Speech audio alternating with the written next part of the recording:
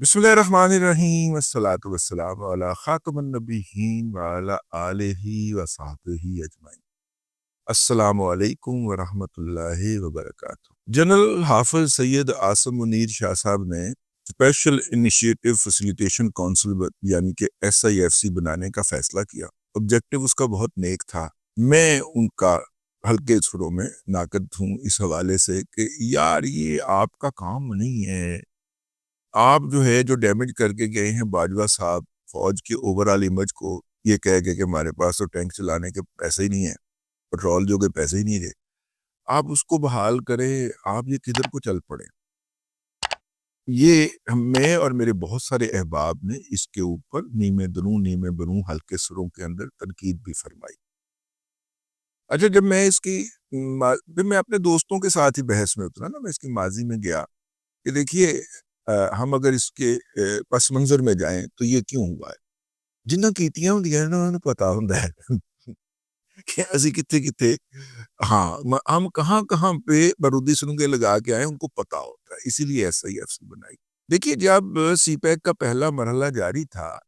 तो पबुन्नो एडवोकेट बहुत ज्यादा अपॉइंट किए हुए थे हमारे अदारों ने। उसके अंदर हमारे पास अजहर सिद्दीक साहब भी शामिल थे। लाहौर के अंदर अगर कोई फुटपाथ पे इट भी लग गई है ना, तो अजहर सिद्दीक ने लिखी लिखाई 250 पेजेस दी एप्लीकेशन अपने चैम्बर की एक खातून के नाम के ऊपर हाई कोर्ट में ठोक देनी, और हाई कोर्ट का जज बिल्कुल वैसे बैठा होता था जिस तरह इमरान अहमद खान न्याजी को रिलीफ देने वाला जज दरवाजे में खड़ा होकर नहीं देख रहा था इमरान खान की एप्लीकेशन, ले आओ ले आओ ले आओ ले आओ ले आओ, तो नंबर नहीं लगा, नंबर लग जाएगा ले आओ ले आओ ले आओ ले आओ, दलाई शुरू करो दलाई शुरू करो दलाई शुरू करो, फैसला फैसला फैसला फैसला। इस तरह पादर सिद्दीक साहब ने जाके एप्लीकेशन ਜਿਹੜੀ ਹੈ ਨਾ वो जज साहब तक पहुंची भी नहीं होनी, उन्होंने आर्डर जज साहब ने लिखवाने शुरू कर देने। लाहौर के अंदर 2 प्रोजेक्ट इसकी बहुत बड़ी मिसाल है। पहला प्रोजेक्ट जो है वो पुल है, जब आप मेन बुलेवार्ड गुलबर्ग से कैंट की तरफ जाना चाहते हैं तो सदीक सेंटर के पास एक पुल है, और उस पुल से क्रॉस करके आप उस इशारे को पार कर जाते हैं, यूं सिग्नल फ्री कॉरिडोर आपको मिलता है वहां। इस कॉरिडोर को लाहौर हाई कोर्ट के जजों ने अजहर सदीक साहब की दरखास्त के ऊपर कम अज कम कुछ साल सवा साल डिले रखा। गुलबर्ग जैसे इलाके के लोग मतलब तूड़ फाक फाक के, जो कहते हैं कट्टा खा खा के सांसों की बीमारियों में मुब्तला हो गए, तो फिर जाके उन्होंने जब उसकी कॉस्ट भी ओवर रन कर गई, जब शहबाज शरीफ ने जलसों में खड़े होकर जजिस को लड़काना शुरू कर दिया, तो फिर जाके मुख्तलिफ कंडीशंस के तहत उसकी इजाज़त दी गई कि यूं यूं करेंगे आप, और यूं यूं करेंगे, और यूं यूं करेंगे। हालांकि सिर्फ एक टेक्निकलिटी की बुनियाद के ऊपर था कि जनाब ये प्रोजेक्ट बेसिकली टीपा को करना चाहिए था, ये LDA क्यों कर रहा है, छोटा जहा ऐसी एतराज जिसकी बुनियाद के ऊपर जज साहब ने कुछ सवा साल से ज्यादा अरसा लगा दिया। फिर दूसरी इसकी मिसाल जो है वो लाहौर के अंदर जो एलिवेटेड ट्रेन चलती है जिसको हम ऑरेंज लाइन ट्रेन कहते हैं, उसका किस्सा है, आपको याद होगा कि उसको भी स्टे करके रखा,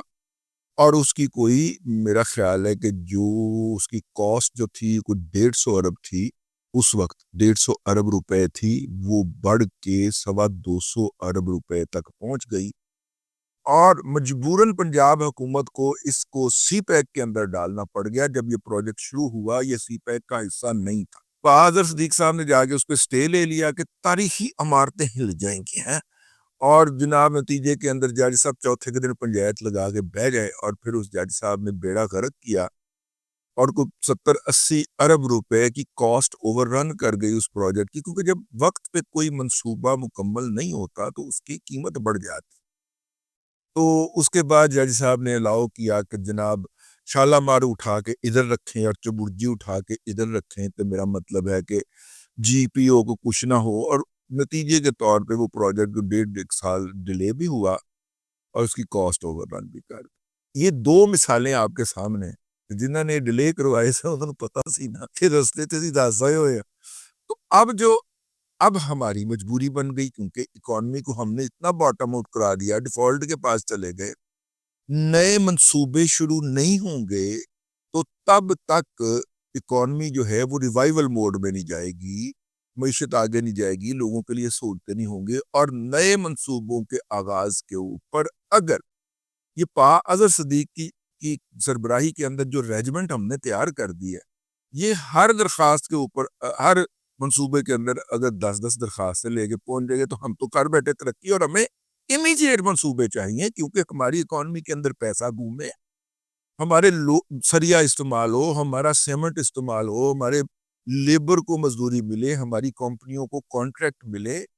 اور یوں گلشن کا کاروبار چلے، یہ پیسہ خرچ ہو، یہ اکانومی کے اندر سرکولیٹ کرے تاکہ ملک جو ہے یہ اس ریسیشن سے نکلے باہر، کیونکہ سب سے زیادہ خرچ کرنے والا ریاست ہوتی ہے، اور ریاست جب خرچ کرتی ہے 1 روپیہ تو پرائیویٹ سیکٹر 80 روپے اور خرچ کرتا ہے۔ یہ پرانی، میں آپ کو ایک مثال بتا رہا ہوں، اب تو ہو سکتا ہے اور بھی اس میں ملٹیپلیکیشن ہو گئی ہو، تو اتنا جب خرچہ پوری اکانومی کے اندر گھومتا ہے تو پھر میرا مطلب ہے کہتے ہیں معیشت ریوائیو ہو گئی، ٹھیک ہے، روزگار ملتے ہیں نا، سرکار کو ٹیکس بھی ملتا ہے۔ تو خیر میں عرض کر رہا تھا ان اور اس طرح کی حرکتوں کے نتیجے میں کیونکہ خود کروا رکھی تھی نا، تو پھر ہم نے ان کا مکو ٹھاپنے کے لیے، ان کا راستہ روکنے کے لیے ایس آئی ایف سی بنائی۔ ایس آئی ایف سی کے اندر میں 1-2 ذاتی طور پہ میں نے لوگوں کو گائیڈ کیا، مطلب وہ انہوں نے آگے روئے پٹے کہ یار ہم نے یہ فیکٹری لگانے کے لیے ہم امریکہ سے آئے تھے اور یہ پچھلے 2.5 سال سے ہم پھنسے ہوئے ہیں، فلانے ادارے دا این او سی، فلانے ادارے کا این او سی۔ میں گیا چھوٹی جی درخواست لکھو، S I F C prime minister of Islamabad دے ایڈریس دے اتے کال دیو، شکوا نہیں کرنا کسی کا، ٹھیک ہے نا، اپنا کیس لکھو کہ سر اگر ہے مل جائے تو $N ملین کی انویسٹمنٹ آ رہی۔ سر وہ بندے کا کام جو پچھلے 2.5 سال سے اس کو مختلف این او سیز اور پرمیشن چاہیے تھی، اگلے 3 ہفتے بس اس کو بلا کے سنا گیا، اس نے ڈاکومنٹ کے ساتھ اپنی پوری پریزنٹیشن پیش کی، مجھے بتایا گیا 3 ہفتوں کے اندر تمام این او سی کلیئر ہو کے تو وہ میرا خیال فیکٹری کا افتتاح بھی ہو گیا، ٹھیک ہے۔ اب یہ ایک نعمت غیر مترقبات، یہ تو میں آپ کو انڈسٹری سائڈ پہ بتا رہا ہوں۔ اچھا پچھلے سال نا میرے پاس ایک صاحب تشریف لائے پبلک ٹی وی میں ایک پروگرام میں، تو بریک کے دوران بات شروع ہو گئی تو میں نے اسے کہا کہ آپ نے کتنی لگائی اس دفعہ گندم، ذمہ دار اور ذمہ داروں کے نمائندے تھے اور انہی کے بیاہ پہ بات کرنے آئے تھے، تو انہوں نے کہا کہ میں نے تقریباً کوئی 300 ایکڑ لگائی۔ میں نے کہا آپ کی تو لینڈ ہولڈنگ اتنی نہیں ہے، انہوں نے کہا نہیں وہ 200 میرے گلے پڑ گئے۔ اچھا وہ اپنے علاقے کے لیڈنگ فارمر، بلکہ جسے کہنا چاہیے پروگریسو فارمر ہیں، اور نئی چیزوں کے اوپر یا نئی فصلوں کے اوپر، اور جو موجودہ فصلیں ان میں بھی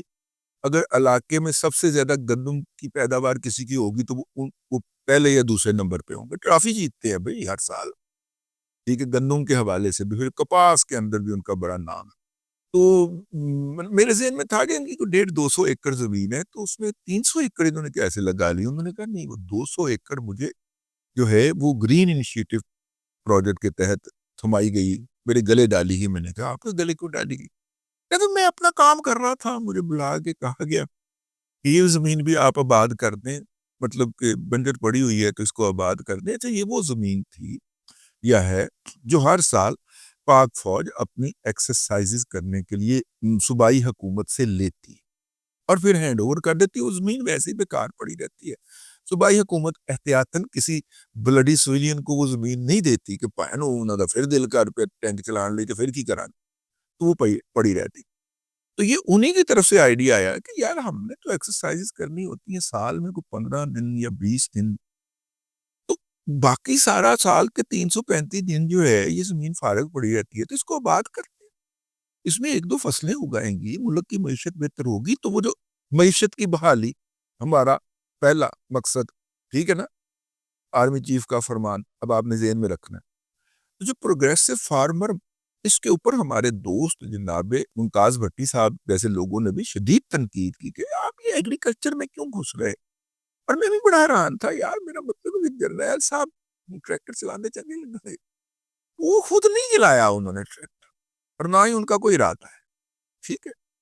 انہوں نے اس علاقے کے مشہور اور پروگریسو فارمر کو بتایا کہ ہاں بھی جوان زمین آباد کرنی ہے، ٹھیک ہے، ان پٹ آپ کو ہم دیں گے، زمین کا کوئی کرایہ نہیں ہے آپ کے لیے، ٹھیک ہے، ان پٹ آپ کو ہم لے کے دیں گے یا اچھے نرخوں پہ پرووائڈ کریں گے، کنٹرول ریٹ کے اوپر، کھاد بھی اور سارا کچھ ٹھیک ہو گیا، اور آپ اس زمین کو آباد کر کے سرسبز و شاداب کر دیں، پانی کی دستیابی بھی رہے گی، ٹھیک ہو گیا۔ اب ظاہر ہے کہ پچھلے سال کے اندر وہ مجھے بتا رہے تھے، وہ جو صاحب ہیں، کیونکہ میں نے ان سے اجازت نہیں لی تو نام نہیں لوں گا، سمجھنے والے سمجھ جائیں گے، تو بتا رہے تھے کہ میرے ساتھ بھی اور بھی کسی کو 100 ایکڑ ہے، کسی کو 300 ایکڑ انہوں نے الاٹ کیا، کہ سب سے بہترین پلاٹ جو ہے وہ آپ کے بھائی کا جا رہا ہے، انہوں نے بڑے فخر سے بتایا، اور اس وقت ابھی ہارویسٹنگ شروع نہیں ہوئی تھی۔ یہی میرا خیال ہے کہ کوئی، ہاں، مارچ کے دن تھے شاید، ٹھیک ہے، ابھی وہ شروع نہیں ہوئی تھی، ٹھیک ہے، ہارویسٹنگ، الیکشن ہو چکے ہوئے تھے اور ابھی حکومت بن رہی تھی، حکومت سازی کا عمل جاری تھا، تو فروری میں الیکشن ہوئے تھے، تو مارچ کے پہلے ہفتے کی بات کر رہے ہیں آپ۔ میں نے کہا کہ الحمدللہ آپ کے بھائی کا پلاٹ جو ہے یا رقبہ جو ہے وہ سب سے بہترین فصل دے گا اس دفعہ۔ اب یہ میں پچھلے سال کی آپ کو بات کرتا ہوں، ٹھیک ہے نا، اب ظاہر ہے اس سال اس میں اضافہ ہوا ہوگا، کچھی اور رینی 2 کنال، مشرف صاحب کی کوئی تقریر اس کے بغیر مکمل نہیں ہوتی تھی، اگر آپ کو یاد ہو، آج سے 20 سال پہلے کی بات کر رہا ہوں، اور وہ تعمیر کر رہے ہیں، ٹھیک ہے، اس وقت بن رہی تھی، اور ابھی بھی یہ جو آپ کو 8 روپے لیٹر پر زیادہ فی لیٹر زیادہ دینا پڑ رہا ہے، اور وہ آپ کو بینیفٹ نہیں مل رہا، جو انٹرنیشنل پرائسز کم ہوئی ہیں، یہ بھی کچھی کنال کا جو باقی حصہ ہے وہ مکمل ہونا ہے، اور اس زمین کے ذریعے پاکستان کے 70 سالوں میں پہلی مرتبہ بلوچستان کو اپنا پانی کا حصہ، اس میں سے کچھ حصہ جو ہے وہ بغیر چوری کے مل رہا ہے، ورنہ تو اس کا سارا پانی سندھ چوری کر کے پی جاتا تھا نا، ٹھیک ہے، تو اس کو براہ راست پنجاب سے سیدھی نہر نکال دینی ہے، نکال دی ہے وفاق نے کہ پنجاب سے سیدھا پانی سندھ کا حصہ، اسی پہ مطلب بلوچستان کا حصہ اس کو جائے، اسی پہ تو تکلیف ہو رہی ہے، لیکن دوسری تکلیف جو ہے نا وہ یہ گرین انیشیٹو کے تحت جو کچے کے علاقے کے اندر سندھی وڈیروں نے اندھی ڈالی ہوئی تھی، یہ کچے کے علاقے میں اپنے ڈاکو بھی مقیم رکھتے تھے، ٹھیک ہے، اور وہاں پہ جو زمینیں تھیں ان سے دریا کا پانی چوری کر کے فصلیں بھی اگواتے، گھر صاحب نے وہاں پہ بھی پلاٹنگ بارٹ کرنی شروع کر دی کہ یہ 100 ایکڑ یہ فلانا فارمر لے اور اگائے، یہ فلانا اگائے، یہ فلانا اگائے، یہ جو کالے کرائے کے کوٹ بیٹھے ہوئے نا وہاں پہ دھرنا دے کے، اصل ان کو موت اس وجہ سے پڑی ہوئی ہے، پانی کا مسئلہ نہیں ہے، یہ ابھی ہفتے کے اندر آپ دیکھ لیجئے گا پانی پہنچ جائے گا ان تک، یہ ڈوب جائیں گے پانی کے اندر، یہ جہاں پہ بیٹھے ہوئے، ٹھیک ہے، اصل موت اس وجہ سے پڑی ہے کہ یہ جو تھر کا جو حصہ چولستان ہے، ابھی چھوٹا سو چولستان آباد ہو رہا ہے، ابھی گریٹر چولستان نے آباد ہونا ہے بھائی، یہ جو چھوٹا چولستان آباد ہو رہا ہے، انہوں نے ساتھ ساتھ سنا ہے کہ سندھ کے کچے میں بھی کرن صاحب نے کیا کہ رائے صاحب تو حق اوپر تو سا گچو، کرن صاحب نے کیا کہ اے پلاٹنگ کریں، اور یہ جناب پروگریسو فارمر کو انوائٹ کیا بھئی اس کو آپ نے آباد کرنا ہے، ٹھیک ہے، اب یہ وہ زمین ہے جس کو خریف کے اندر چوری کے پانی سے آباد کر کے وڈیروں نے فصلیں اگانی ہوتی ہیں، اور اگر کوئی خود مختار ہو کر خود فصلیں لگانے کی کوشش کریں تو ڈاکوؤں کے خلاف آپریشن کے نام کے اوپر اس پہ حملہ ہوتا ہے، اور اس کی فصلیں جو ہیں ساتھ میں ہارویسٹر لے کے آتے ہیں، اس کی فصل جو ہے وہ ہارویسٹ کر کے لے جاتا ہے وہ وڈیرا یا وہ فوج پولیس افسر یا جو بھی وہ ہوتا ہے۔ تو یہ ہے جی اس وقت اصل میں مسئلہ کیا ہے کہ وہاں پہ جو انکلیمڈ زمینیں جو تھیں، جو کچے وغیرہ میں ادھر ادھر ہیں، وہ جو ہیں اب انہوں نے الاٹ کرنا شروع کی ہیں، اب وہ ڈاٹے ہیں اور اصول پہ بھی ہیں کہ یار پاکستان کو آباد کرنا ہے، شاد کرنا ہے، آگے لے کے جانا ہے، تو ان کے خلاف تو کچھ ہو نہیں سکتا، تو پنجاب کو دے گالی پہ گالی، دے گالی پہ گالی، دے گالی پہ گالی، ولاگ ایک ہی تھا، میں نے 2 حصوں میں تقسیم کر کے کیا تاکہ دونوں باتیں الگ الگ رہیں اور واضح، رکنا نہیں، یہ کام رک نہیں سکتا، یہ چلنا ہے آگے، آپ جتنا مرضی چیخو پکار کر لیں، آپ اپنے سوڈو نیشنلزم کو جتنا مرضی چھپا لیں بنیادی حقوق کے کور کے نیچے، یہ چلنا ہی چلنا ہے اور یہ ہونا ہی ہونا ہے، ٹھیک ہے نا، ہاں، اب تک کے لیے اتنا ہی، اگلے ولاگ کے اندر آپ کی خدمت میں پھر حاضری ہوگی، اللہ تبارک و تعالیٰ آپ کو آسانیاں عطا کرے اور آسانیاں خلق خدا میں تقسیم کرنے کی توفیق عطا کرے۔